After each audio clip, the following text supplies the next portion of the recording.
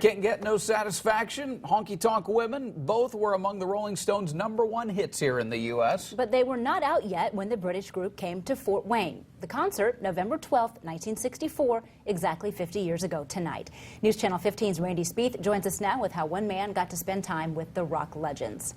Don Chevillet got to meet a lot of bands when he was working at WOWO. 50 years ago tonight, he was attending the Stones concert at the Coliseum and came back with a story he can still recall very clearly half a century later.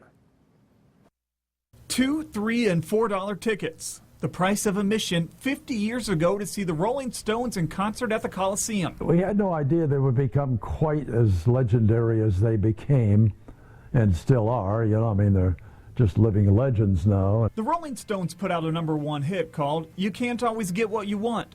But that's exactly what Don Chevillet got 50 years ago. A guy grabbed a hold of me and he said, "You Don Chevillet?" And I said, "Yes, yes."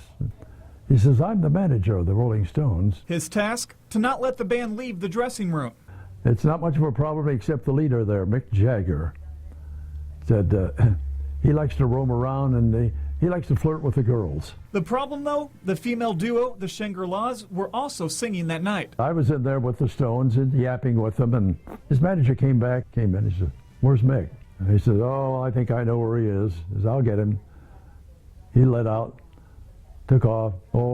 10 minutes later, he come walking back, dragging the guy behind him was Mick Jagger. The former WOWO personality has tons of memorabilia from his old job and got more than an experience the night the Stones were in town. Of course, I had their program, and they all signed that program. It was signed to Don's daughter, Debbie. The program was recently auctioned off, selling for $250.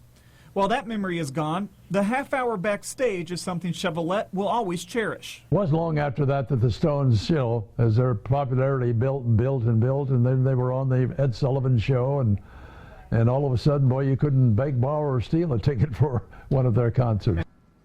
Don says it became routine that he'd get to hang out with these popular bands. And while they never played in Fort Wayne, Don did get to hang out with another British band.